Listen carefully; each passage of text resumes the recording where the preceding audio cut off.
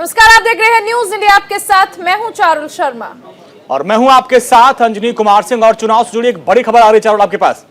बिल्कुल, 9 जिलों की 59 सीटों पर मतदान लगातार चल रहा है और 1 बजे तक 30% से ज्यादा मतदान की खबरें अब तक आ चुकी हैं। इस वक्त की बड़ी खबर आपको बता दें, 1 बजे तक के ये आंकड़े हैं। आपको बताया जा रहा है वोट प्रतिशत कितना है, तो 1 बजे तक 30% से ज्यादा मतदान की खबरें अब तक आ चुकी हैं। तो बिल्कुल बड़ी खबर यह है कि मतदान का जो परसेंटेज है बहुत धीरे धीरे बढ़ रहा है। जो हमने 9 बजे तक आपके सामने आंकड़े रखे थे वो लगभग 10% का था। 11 बजे तक 22 से 23% का आंकड़ा था। अब 1 बजे तक जो आंकड़े आ रहे हैं वो 30% मतदान अभी तक हुआ है। और इसमें भी जो खास बात है चारुल, जो शहरी इलाके हैं वहां पर थोड़ा सा मतदान की रफ्तार वो कम है, लेकिन फिर भी जो अपडेट है लगातार हम आप तक पहुंचा रहे हैं कि तस्वीर आपको दिखा भी रहे हैं, चर्चा भी कर रहे हैं। 1 बजे तक के जो आंकड़े हमारे पास आए हैं वो अभी तक ओवरऑल 30% मतदान दर्ज किया गया है। लेकिन फिलहाल आप देखिए अलग अलग जगहों की तस्वीर, यहाँ पर पोलिंग बूथ पर लंबी कतारें भी हैं।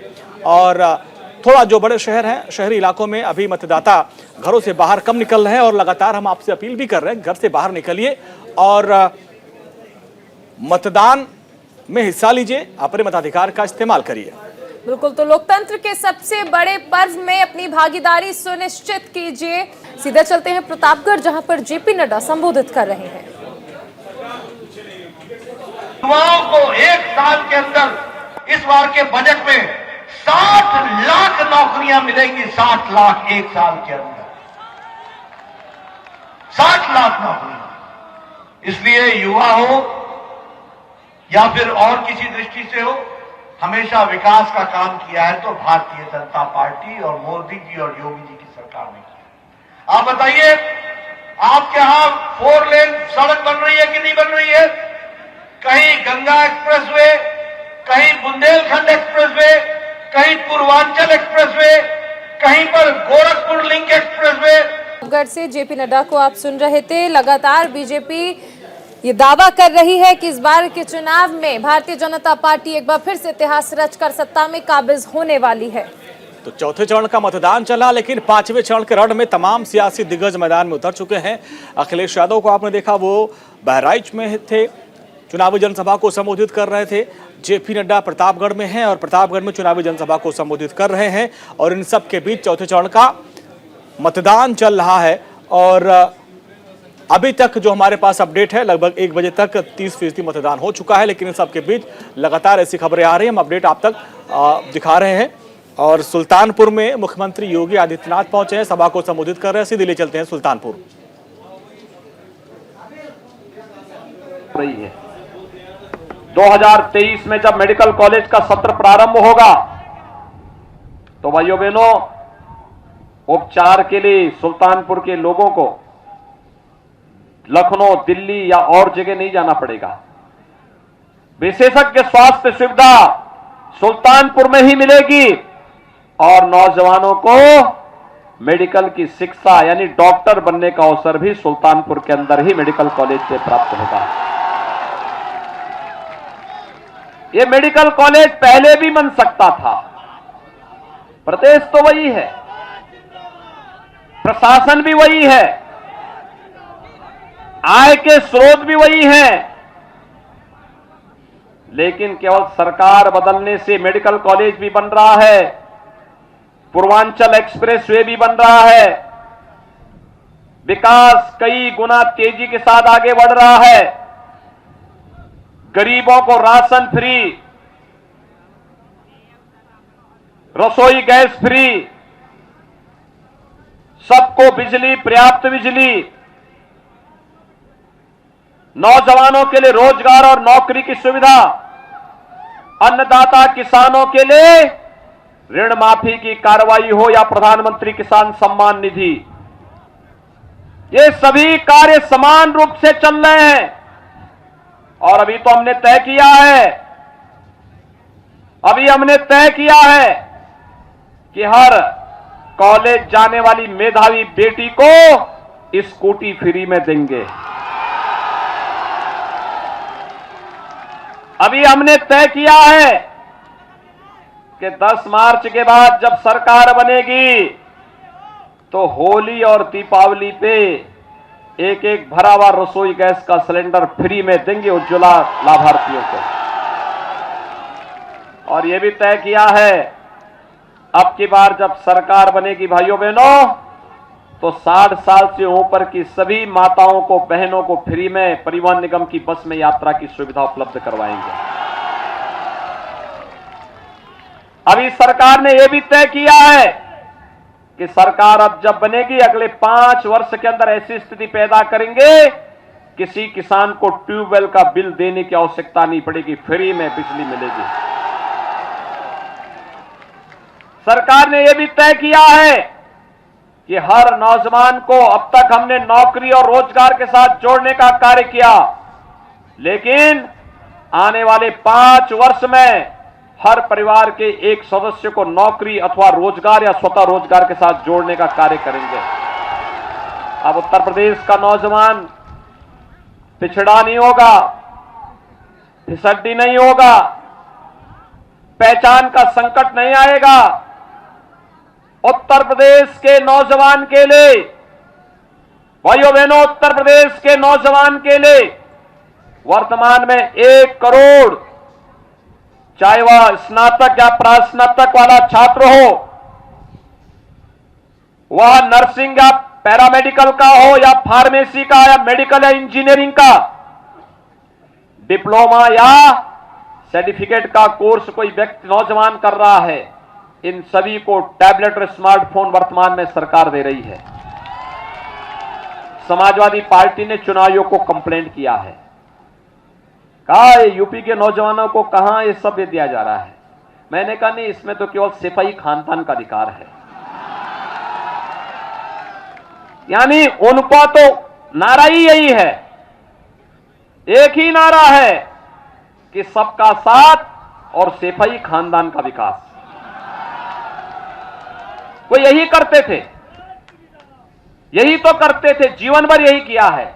महोत्सव करते थे, सिपाही महोत्सव, न राग न रंग न भाव न भाषा, आयोजकों को पता ही नहीं लगता था क्या हो रहा है। आज जब हमें अवसर मिलता है महोत्सव का, तो भाइयों बहनों दीपोत्सव होता है, दीपावली कैसे मनाई जानी, अयोध्या की दीपावली दुनिया के सामने ब्रांड बनती है। रंगोत्सव होता है, बरसाना और वृंदावन की होली कैसे खेली जानी चाहिए, यह दुनिया के सामने उत्तर प्रदेश प्रस्तुत करता है। देवताओं की दीपावली कैसे होती है, देव दीपावली काशी की दुनिया के सामने होती है। भव्य कुंभ और दिव्य कुंभ कैसे होता है, ये प्रयागराज कुंभ दुनिया के सामने प्रस्तुत करता है। तो ये सिपाही खानदान जो लगातार हर एक बात पर अपना अधिकार जमा करके जबरदस्ती हड़पने की आदत डालता था ना, इस बार करहल के लोगों ने भी तय कर दिया है, सपा मुखिया की जमानत जब्त करेंगे। और भाइयों बहनों, मैंने तय किया है, इन्होंने चुनाव आयोग को कंप्लेंट किया है कि ये नौजवानों को टैबलेट और स्मार्टफोन क्यों बांटा जा रहा है। हमने तय किया है कि अभी तो 1 करोड़ नौजवानों को दिया जा रहा है, 10 मार्च के बाद अगले 5 वर्ष के अंदर 2 करोड़ नौजवानों को टैबलेट स्मार्टफोन देंगे। चरण के मतदान की प्रक्रिया जारी है, लेकिन सबके बीच प्रधानमंत्री नरेंद्र मोदी बाराबंकी में एक जनसभा को संबोधित कर रहे हैं। सीधे ले चलते हैं कार्यक्रम में।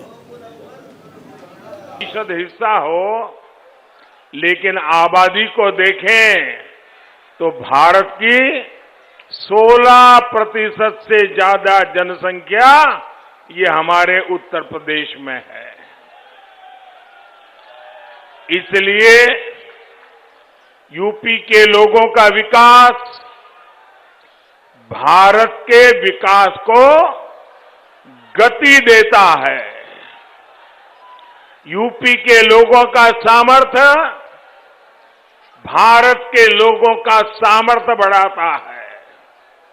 लेकिन भाइयों और बहनों, यूपी में इतने दशकों तक जिन गौर परिवारवादियों की सरकारें रही, उन्होंने यूपी के सामर्थ्य के साथ इंसाफ नहीं किया। इन गौर परिवारवादियों ने यूपी के लोगों को कभी खुलकर अपना सामर्थ्य दिखाने का अवसर ही नहीं दिया। जब सामान्य मानवी, जब हमारा गरीब मूलभूत सुविधाओं के लिए तरसता रहेगा, तो फिर वो अपनी ऊर्जा आगे बढ़ाने में कैसे लगाएगा। ये गौर परिवारवादी जानते थे कि अगर गरीब के पास उसका घर हो गया, घर में शौचालय बन गया, अगर गरीब के घर में बिजली पहुंच गई, गरीब के घर तक सड़क पहुंच गई, तो फिर ये गौर परिवारवादियों के घर के चक्कर कौन काटेगा, उनके पास कौन जाएगा। ये गौर परिवारवादी चाहते हैं कि गरीब हमेशा उनके चरणों में रहे, उनके ही चक्कर लगाता रहे। हम गरीब की चिंता करते हुए उनके जीवन से मुश्किलें कम करने का काम कर रहे हैं, और इसलिए आज यूपी का गरीब भाजपा के साथ डटकर खड़ा है, एकजुट होकर चुनाव के हर चरण में भाजपा को आशीर्वाद दे रहा है। इसलिए ये लोग बौखलाए हुए हैं, यूपी के लोगों को भ्रमित करने की कोशिश कर रहे हैं, लेकिन इन्हें पता नहीं है कि बीजेपी की जीत का झंडा आज यूपी के गरीब ने खुद इस झंडे को उठा लिया है।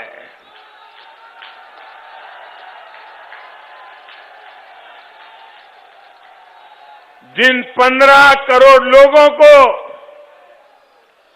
आज कोरोना के इस कठिन कालखंड में मुफ्त राशन मिल रहा है, वो आज भारतीय जनता पार्टी के विजय के लिए जी जान से जुटा हुआ है। जिन गरीबों को, मध्यम वर्ग को, बुजुर्गों को इस कोरोना काल में 28 करोड़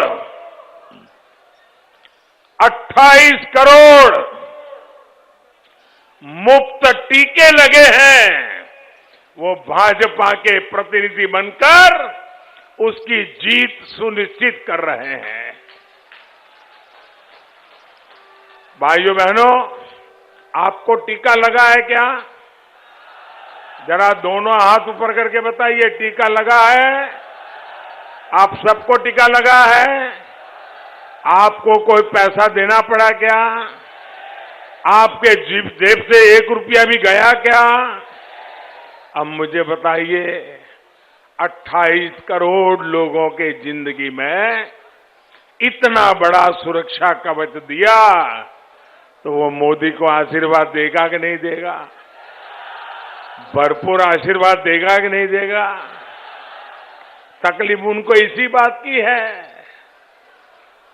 यही कोरोना वैक्सीन है जिनके कारण आज हमारे युवा स्कूल कॉलेज जा पा रहे हैं, व्यापार कारोबार चल पड़ा है, और इसलिए यूपी कह रहा है, आएगी तो भाजपा ही,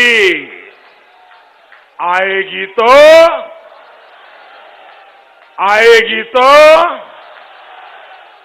आएंगे तो योगी ही, आएंगे तो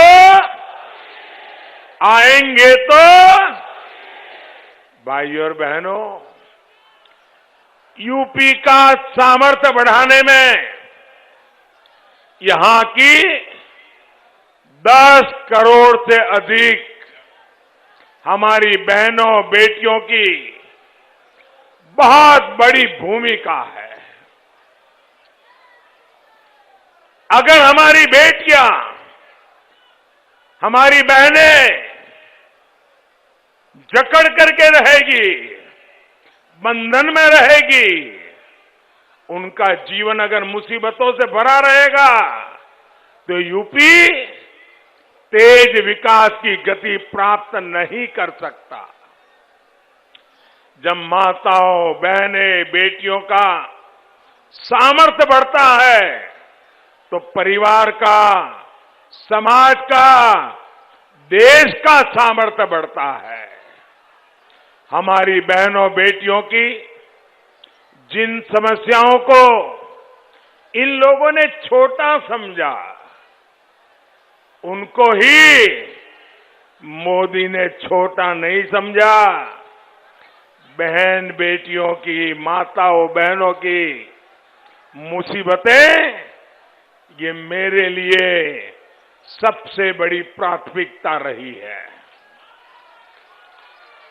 घर और स्कूल में शौचालय हो, गैस कनेक्शन हो, बिजली पानी कनेक्शन हो, गर्भावस्था के दौरान हजारों रुपयों की सीधी मदद हो, ऐसे हर काम को हमने पूरे मन से, पूरी लगन से किया।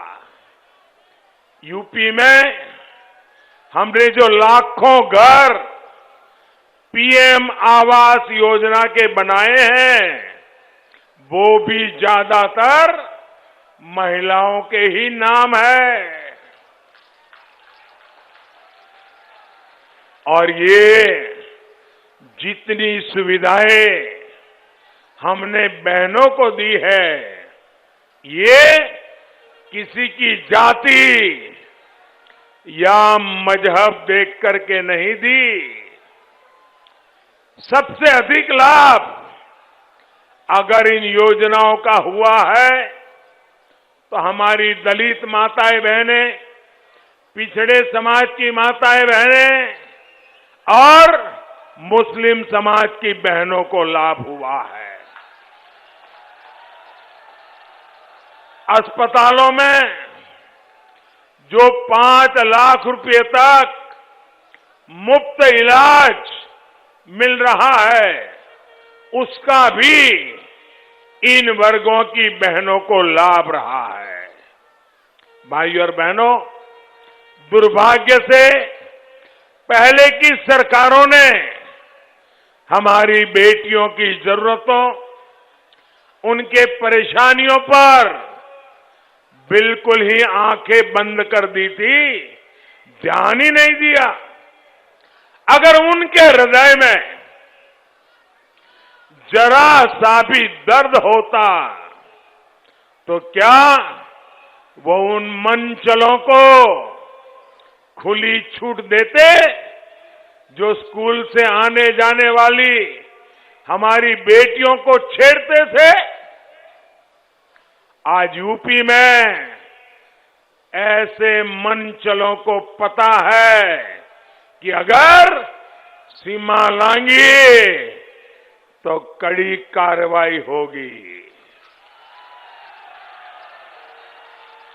साथियों, 3 तलाक जैसी कुप्रथाओं ने कैसे मुस्लिम बेटियों को, पूरे परिवार को असुरक्षित कर दिया था, ये सब जानते हैं। और जो दावा करते हैं कि वो तो परिवार वाले हैं, उसमें बुरा क्या है? हम परिवार वाले हैं, इसलिए परिवार का दुख जानते हैं। मैं जरा गौर परिवारवादियों से पूछता हूं, आप अगर परिवार के इतने गुणगान गाते हो तो आपको ये मेरी मुस्लिम बेटियों के दर्द की चिंता क्यों नहीं हुई? मेरी मुस्लिम बेटियों बहनों को छोटे छोटे बच्चे लेकर के पिता के घर लौटना पड़ता था, तब तुम्हें परिवार का दर्द क्यों समझ नहीं आया? हम परिवार वाले नहीं हैं, लेकिन हर परिवार के दर्द को पहचानते हैं, क्योंकि पूरा हिंदुस्तान हमारा परिवार है, पूरा उत्तर प्रदेश मेरा परिवार है, आप सब मेरे परिवार के हैं। आपने वोट बैंक की वजह से इन लोगों ने मुस्लिम बेटियों के जीवन की पहाड़ जैसी दिक्कतों को देखने की भी फुर्सत नहीं थी, नजरअंदाज कर दिया। ये हमारी ही सरकार है जिसने इन मुस्लिम बहनों को 3 तलाक के दुष्चक्र से मुक्त किया है। और साथियों, आप ये भी समझिए, कुछ लोग बहुत बड़ी गलती करते हैं।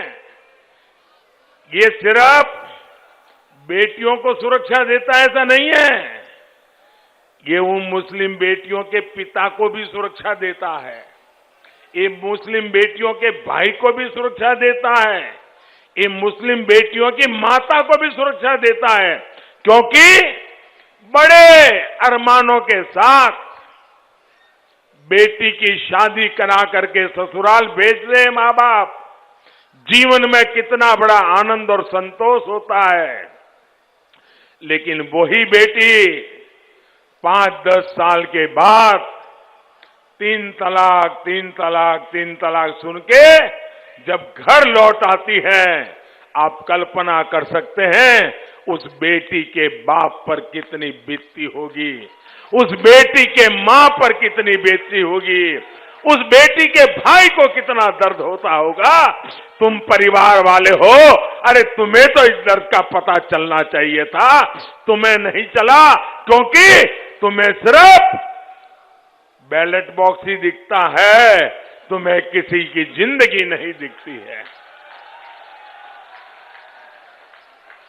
हमारी बेटियों की सुरक्षा और सम्मान बढ़े, ये डबल इंजन की सरकार की हमेशा प्राथमिकता रही है। इसलिए 2014 में जब आपने हमें अवसर दिया तो हमने इसके लिए ईमानदारी से काम किया। भाजपा सरकार ने तय किया कि सभी राज्यों में महिलाओं की सुनवाई के लिए वन स्टॉप सेंटर, थानों में महिला हेल्प डेस्क और विशेष फास्ट ट्रैक कोर्ट्स बने। आपको हैरानी होगी, 6-7 साल पहले हमारे देश में महिला पुलिस कर्मियों की संख्या सिर्फ 1,10,000 थी। मैं पूरे देश की बात बताता हूं। अब महिला पुलिस कर्मियों की संख्या सिर्फ 5-7 साल में 2.25 लाख के भी ऊपर पहुंच चुकी है। भाइयों बहनों,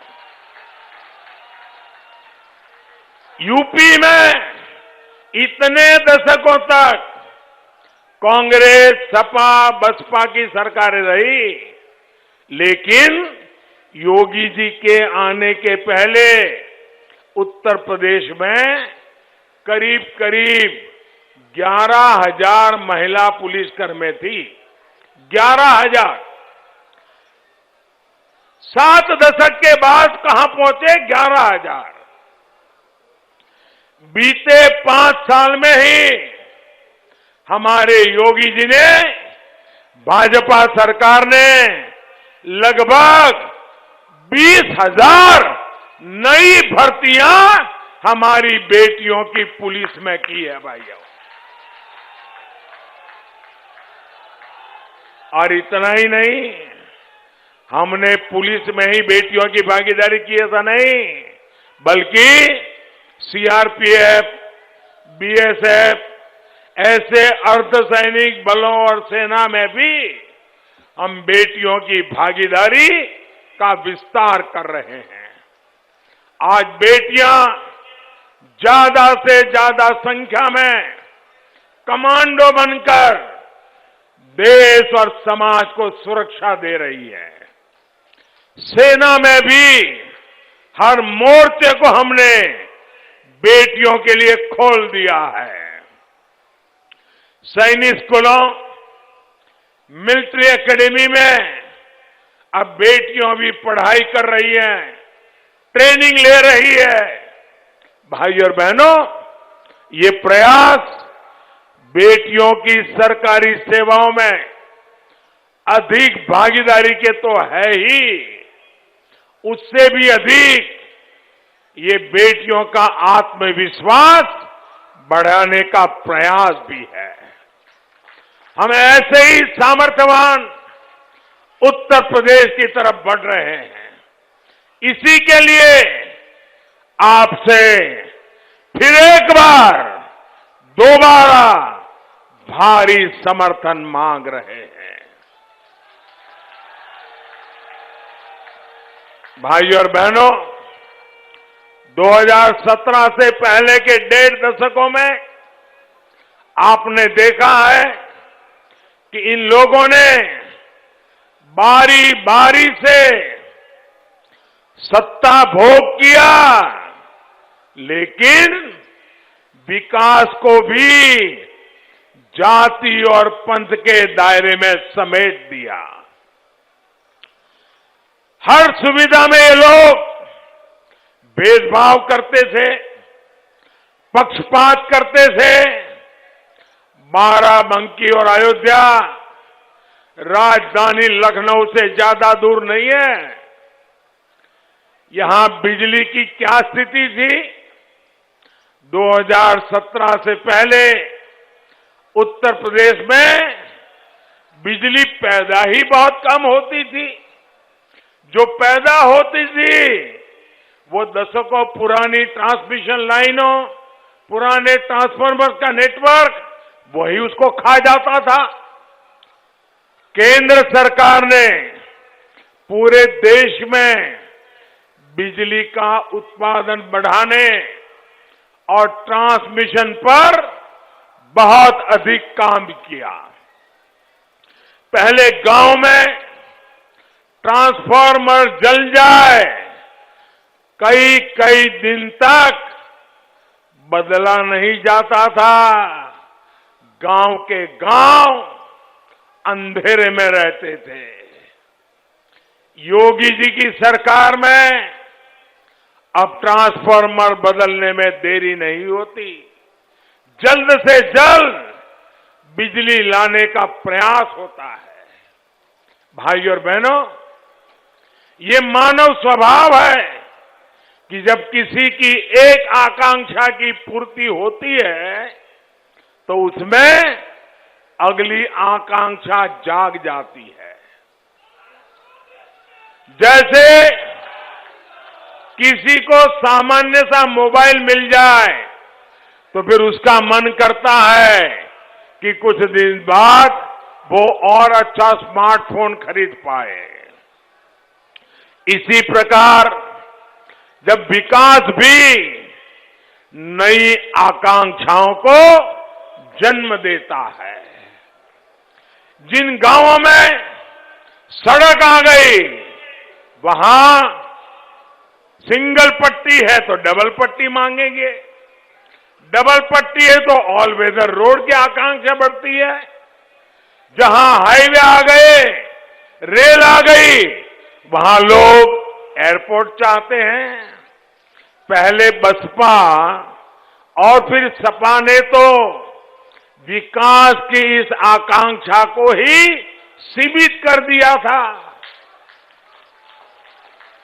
इन्होंने तो आपको छोटी छोटी जरूरतों के लिए तरसा दिया था।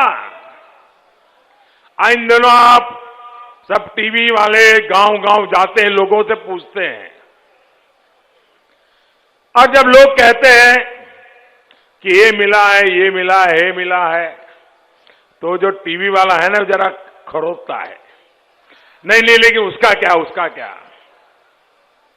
तो फिर नागरिक बोलता है हाँ ये होना चाहिए, वो होना चाहिए। तो फिर टीवी वाले अगर जिसको पिछले 20 साल से मेरे जैसे लोग पसंद नहीं है, वो उसका अर्थ निकालते हैं, देखो लोगों को कुछ मिला नहीं है। लेकिन मैं उसमें से दूसरा अर्थ निकालता हूं। मैं देखता हूं कि मैंने आज देश में एक वातावरण पैदा किया है, जिस वातावरण से लोगों की चाह बढ़ी है। उनको लगता है इतना तो हुआ और अधिक होना चाहिए, इतना तो हुआ और अधिक होना चाहिए। और लोग पहले तो कहते ही नहीं थे, पहले तो ये कहते थे भाई क्या करें, हम तो गरीब के घर में पैदा हुए, ये इलाका ही ऐसा है, लोग ये चलो भाई भगवान ने जन्म दिया गुजारा कर लेंगे। आज ऐसा नहीं कह रहे हैं। मुझे गर्व है, मेरे देशवासी कह रहे हैं हमें ये चाहिए, हमें वो चाहिए, क्योंकि उनको मोदी पे भरोसा है।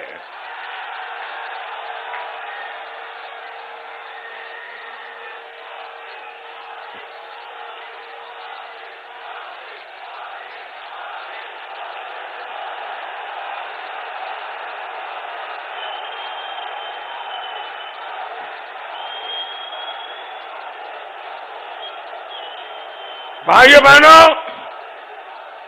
डबल इंजन सरकार आपको बड़े सपने देखने का और उन्हें पूरा करने का प्रोत्साहन दे रही है।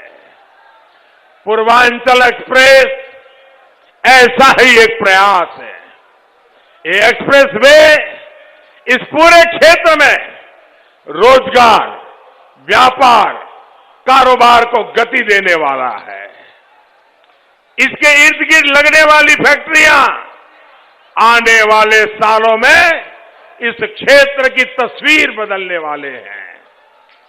अयोध्या में हो रहा एयरपोर्ट का विस्तार इस क्षेत्र की कनेक्टिविटी को और सशक्त करने वाला है। इससे देश और दुनिया के पर्यटकों के लिए, श्रद्धालुओं के लिए आवाजाही बहुत आसान हो जाएगी। 21वीं सदी में अयोध्या का विकास सिर्फ अयोध्या तक सीमित नहीं रहेगा, बल्कि इस पूरे अवध क्षेत्र से पर्यटन और तीर्थाटन की संभावनाओं को विस्तार देगा। भाइयों और बहनों, हमारी सरकार छोटे किसानों की जरूरतों, उनकी आवश्यकताओं को ध्यान में रखते हुए भी काम कर रही है। हमारे किसान साथी फल, सब्जी उगाते हैं, पशुपालन का काम करते हैं। पीएम किसान सम्मान निधि से ऐसे करोड़ों छोटे किसानों की मदद हो रही है। भाइयों बहनों, हम सत्ता में आए उसके पहले आपने मुझे सेवा करने का मौका दिया, उसके पहले क्या कभी भी आपके कानों पे किसी पॉलिटिकल पार्टी, किसी पॉलिटिकल लीडर के मुंह से छोटे किसान ये शब्द भी सुना था क्या? सुना था क्या? इस देश में 80-90% छोटे किसान हैं, लेकिन देश के राजनेताओं को, देश की सरकारों को छोटे किसानों की परवाह नहीं थी। भाइयों, जिसके पास 1 हेक्टेयर से भी ज्यादा जमीन नहीं है, छोटा सा जमीन का टुकड़ा है, वो भी परिवार बढ़ता है तो बढ़ जाता है। उन छोटे किसानों की चिंता इस देश में एक भी सरकार ने नहीं की थी। पहली बार आज मैं छोटे किसानों के लिए लड़ रहा हूं। भाइयों बहनों, बाराबंकी के ऐसे ही 5 लाख से अधिक किसानों को, छोटे किसानों को हमने जो योजनाएं दी है उसका लाभ मिल रहा है। और आप अंदाजा लगाइए, सिर्फ बाराबंकी में ही हमने कितने रुपए किसानों के बैंक खातों में ट्रांसफर किए हैं। मैं सिर्फ बाराबंकी का बताता हूं, और सीधे उनके बैंक खाते में गए हैं। कोई बिचौलिया नहीं, कोई कटमनी नहीं, कोई मेरा तेरा नहीं, किसान मतलब किसान।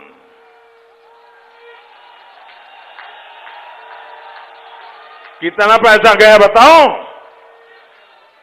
800 करोड़ रुपया, 800 करोड़ रुपया अकेले बाराबंकी में किसान के खातों में गया है। अगर मैं बाराबंकी के लिए 800 नहीं 200 करोड़ की भी योजना जाहिर करता ना, तो अखबार वाले, टीवी वाले हेडलाइन बना देते, बाराबंकी के लिए 200 करोड़। 800 करोड़ दे चुका हूं भाइयों, 800 करोड़ दे चुका।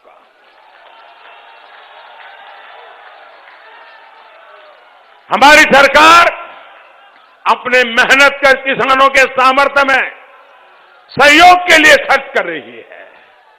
साथियों, भाजपा सरकार की कार्य संस्कृति है कि हम समस्याओं के स्थायी समाधान पर बल देते हैं।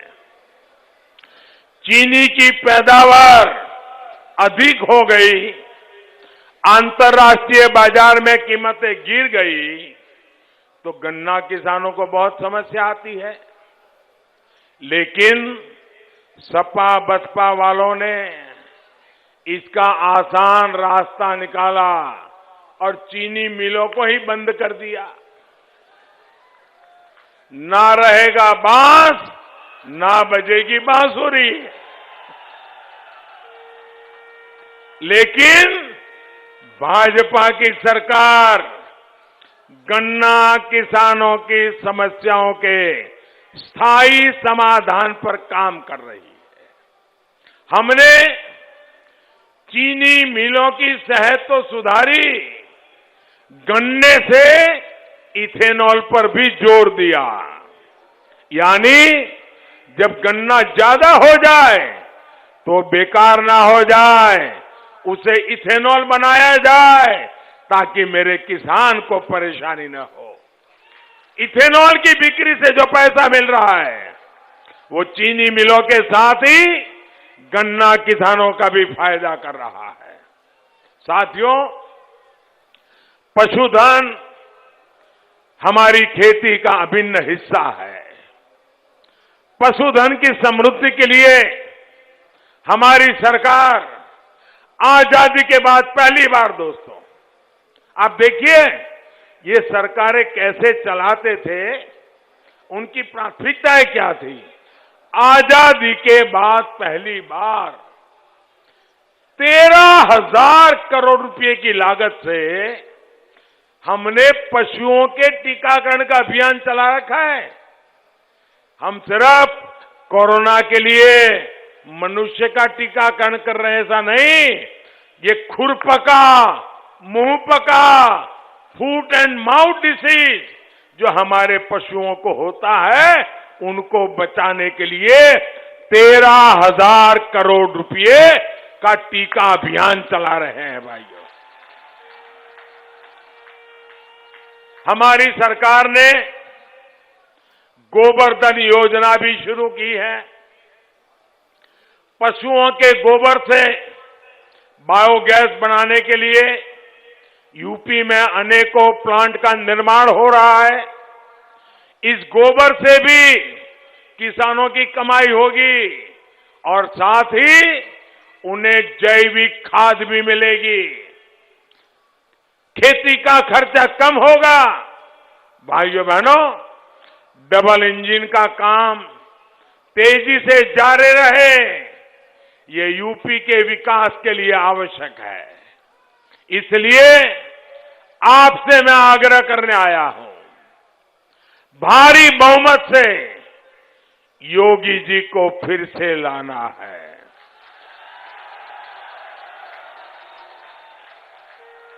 और इसलिए आपको कमल के निशान पर बटन दबाना है। भाइयों बहनों, इतनी बड़ी जबरदस्त रैली की आपने, और मैं देख रहा हूं उत्साह भी जबरदस्त है। अब ऐसा तो नहीं करोगे ना, चलिए हो गया आप सो जाते हैं, ऐसा तो नहीं करोगे ना। अब जाकर के ज्यादा से ज्यादा लोगों को मिलोगे, ज्यादा से ज्यादा लोगों को मिलोगे, घर घर जाओगे, मोदी जी ने प्रणाम कहा है ये हर एक को बताओगे, मोदी जी का नमस्ते पहुंचाओगे, उनको मेरी तरफ से प्रणाम कहेंगे, उनको वोट देने के लिए बताएंगे, कमल पे बटन दबाने के लिए समझाएंगे, ज्यादा वोट करवाएंगे, पक्का करेंगे, जी जान से करेंगे। भाइयों बहनों, यही उत्साह, यही कमिटमेंट। एक बार भाजपा की सरकार बनाएगा। आपका बहुत बहुत धन्यवाद। दोनों मुट्ठी ऊपर करके बोलिए, भारत माता की, भारत माता की, भारत माता की। सभी उम्मीदवारों से मेरी प्रार्थना है, आप आगे आ जाइए।